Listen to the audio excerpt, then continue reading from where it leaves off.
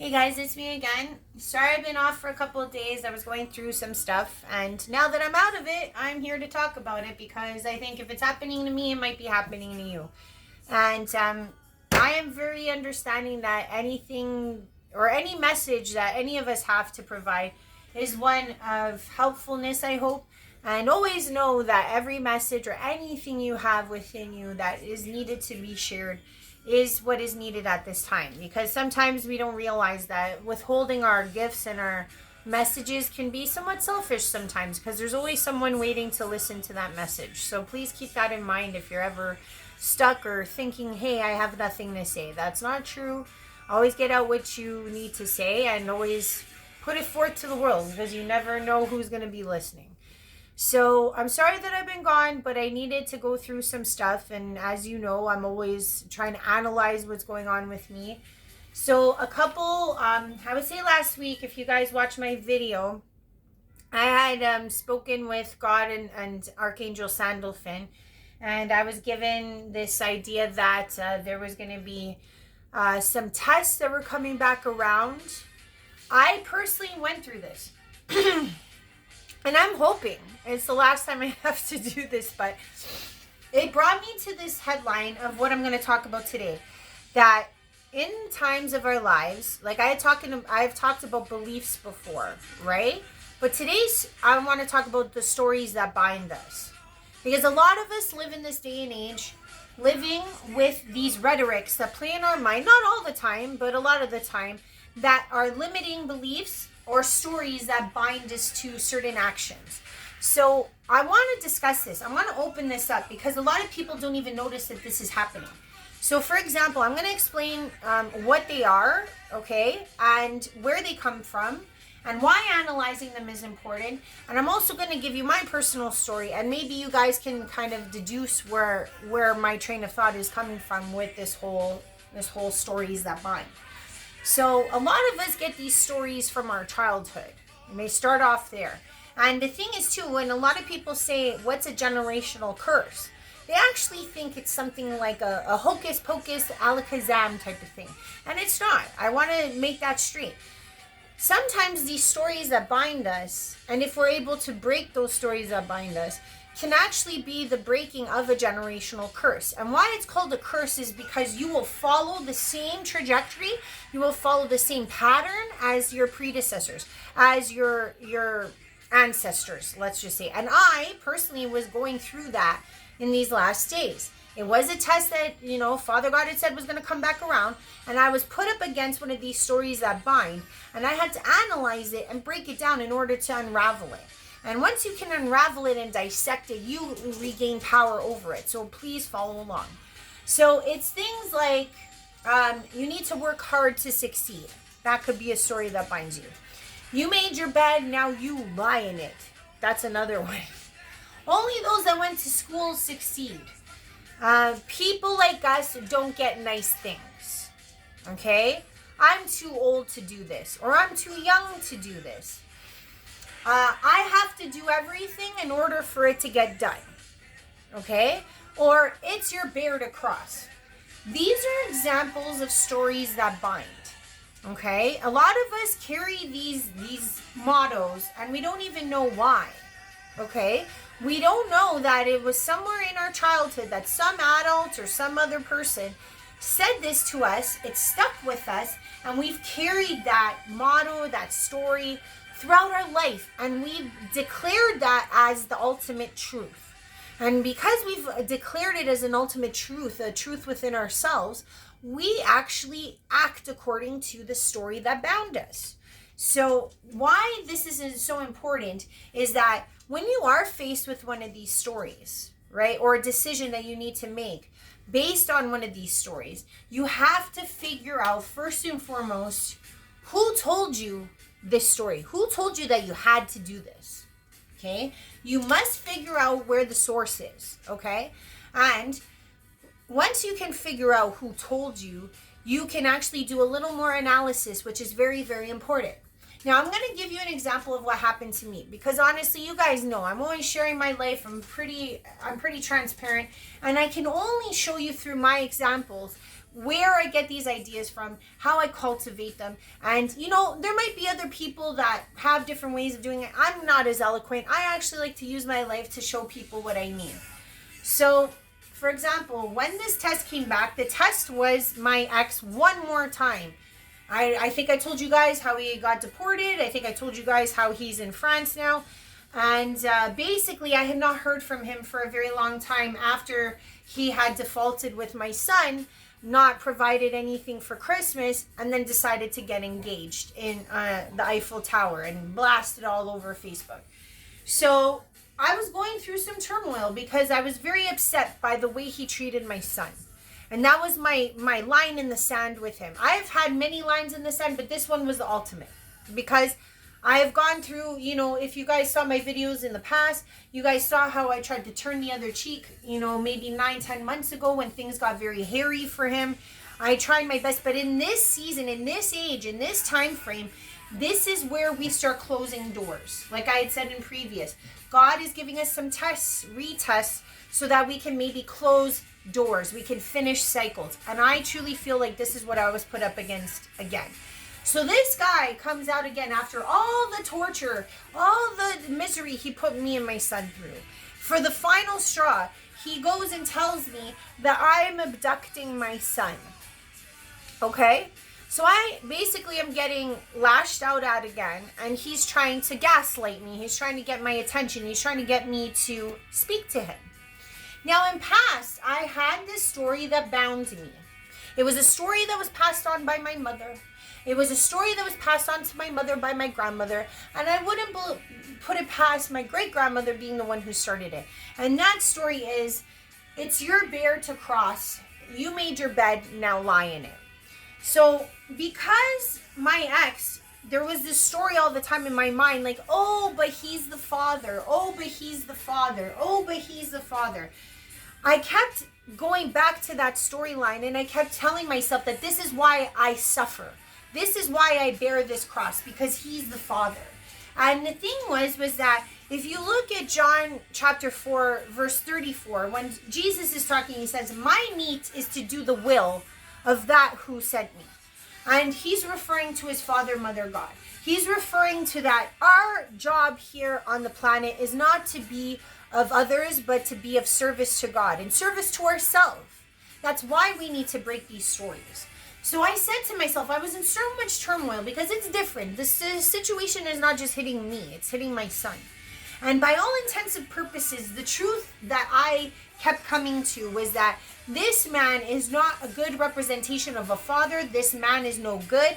This man needs to go. That's what my heart was telling me. Okay? But you have to understand, I am human. So I really had to sit and I had to cultivate the train of thought that I was getting back at me, which was like, it's your bear to cross, he's the father. So this was the story that was binding me. I knew what my heart wanted. I knew that I wanted to just cut ties completely because this guy was no good. And I'd figure out what to do with my son down the road. And, you know, I, as the protector of my son and the only one who has been a protector, it is my duty to protect him from enemies, which my ex is, because he's done nothing but try to trip us up. He's done nothing but put landmines in my way. He's done nothing. He has not provided. He has not been there since my son was born. And we're talking 2.5 years now. He's now all the way in France, and he's trying to, gain some power.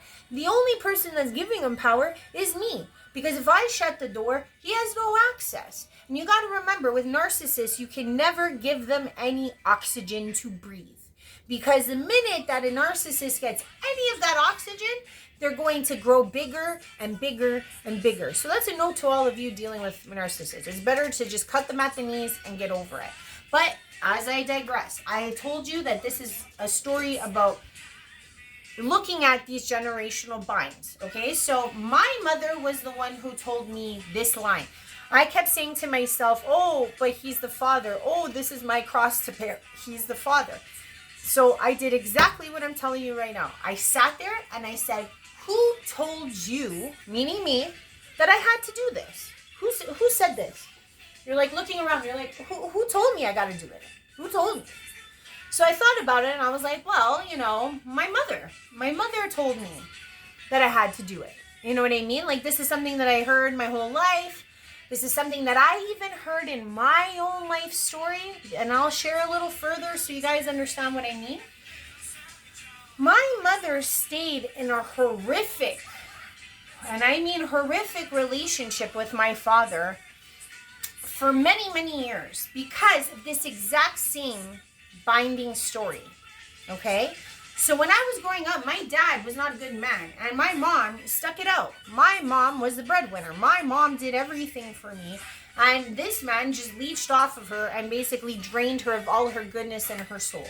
So the thing is that this storyline that she was fed by her mother, which was that it's your cross to bear, he's the father, and you made your bed, now you lie in it. Those little storylines are what bound my mother. She stayed in this horrible relationship because of that storyline. Now, let's go back one more generation. Let's look at my grandmother, the one who told her the story that it's her cross to bear. My grandmother never faced a horrible relationship. My grandmother lived quite comfortably, and my grandmother never had to look at that line and analyze it herself because my grandmother had a really good life. My grandmother really didn't have a cross to bear. In her situation, she was just reiterating a statement. It was not a binding story for her.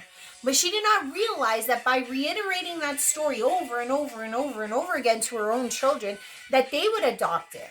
And what ended up happening, and I must say this for all of my aunts and uncles, including my mother, they have now floundered in life because they uphold that mantra. They uphold that story that bound. So please understand that when you are being faced with certain stories that bind you, please always look at who sent it to you first and where it comes from. Follow the lineage, follow where it comes from, because my grandmother, I'm pretty sure my great-grandmother said it, but my grandmother didn't go through hardship. So that storyline had no weight. But for those of my aunts and uncles, including my mother, who did have, pretty bad tragic situations, they adopted that mantra, they adopted that story that bound, and it became the way of life for them. So for me, when it was being fed to me, I literally had to sit and postulate and say to myself, well, let's see where this comes from. This man is no good, right? So why do I have to bear this cross? This man has done nothing. Why do I have to do this? You have to question where it comes from. So I had to say to myself, well, I got this from my mom. Now let's look at my life. Did that statement actually ring true? Did she have to bear that cross? Did she have to stay with my father? Was it the better of her, both her, me, and my father? And the answer to that question was no. Had she had done her bliss, had she had gone after what was going to make her happiest, which was to leave my father, regardless of that storyline, I can honestly say, as the liver of that life, my life would have been totally different, but a lot more placid. My life would have been a lot happier, not only for myself, but my mother and my father included. That one story bound 3 people to a life of misery. Let's put it that way. Not to say that my whole childhood was miserable, but I was surrounded by 2 miserable parents. And it was all because of this bearing of the cross. It was all because of this, you made your bed, now lie in it storyline that they told themselves that's what they have to do. Now, the thing is that once you realize that the storyline does not add up, it did not add up for your previous parents, it did not add up for your grandparents, you realize that the storyline that binds you has no weight. And once you can eliminate that storyline and say to yourself, I don't have to do it. This is just a stupid story. This is just something that I've convinced myself is true. I've just told myself this is what I have to do. That is a falsity. That is all wrong. What is true is that you were put on this planet to do the will of God. You were put on this planet to do the will of your inner self, to find your inner truth, to find your inner happiness. So if that comes at a cost, if that standing up for that truth and breaking that generational curse, or breaking that limiting story or binding story is what separates you from your happiness, please reevaluate it, because that's how you reach for your sovereignty. That's how you reclaim your power. You cannot reclaim parts of your power if you are still in a limiting belief. You cannot claim your power if you're still following the rhetoric of a limiting story. You cannot do it if you are bound by the stories you tell yourself. So I wanted to come on because I had to share my personal things. So the end of that story is I'm cutting them. I'm moving forward. I'm going to keep doing what I got to do. And it doesn't matter what the chips are or how they fall. And I say this term a lot because I truly know that the real truth of the matter is that my son will benefit from a happy mother. My son will benefit from a stronghold with a man who is a good representative of what it means to be a man and a father. And I cannot do that with somebody who is narcissistic and who has no claim or no real title. The only title that man has is because I give it to him. The only reason that he feels he has attachment to his son is because I allow it. The only reason he feels like he has any power in this situation is because I open the door for that power to exist.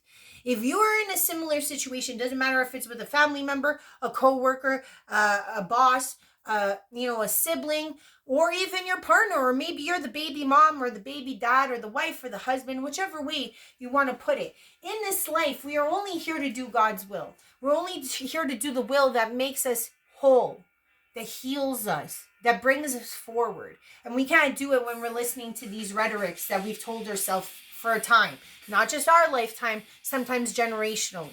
And if you do manage to break that generational story, then what happens is that, like, my mom didn't listen. My mom didn't go for her happiness, and I lived a pretty miserable life. But right now, okay, I'm going to tell you how beautiful time is. Had I not seen that suffering, right now in this present moment, now having to make the same decision that my mother had to make, right? I only know the true answer because of what I suffered.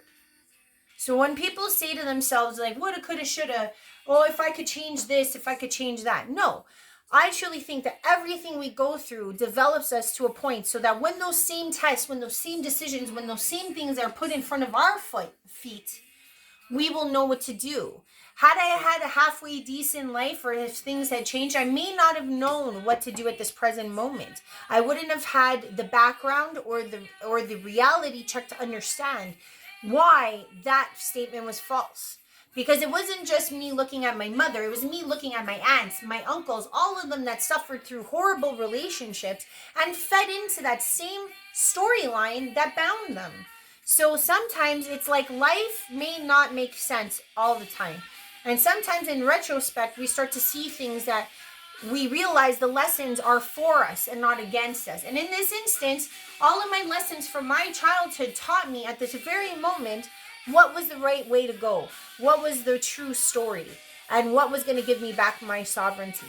So I hope this message helps you guys. In the next day or two, I'll probably come on and do another channeling, because I realized, like, my channeling from last week, Father God and Sandalphon had mentioned Chile. That place just got hit. So I feel like God's messages are getting more precise timing wise. Like they're a lot closer in proximity. Like I know in the past, some of the things that I've talked about have been in longer proximity of time to evolve and to manifest. But I feel like I talked about Chile, and then Chile got hit like the next week. So I need to start doing these weekly tap-ins with Father God, Mother God, and start getting more messages out to you guys, because I feel like the times are ramping up.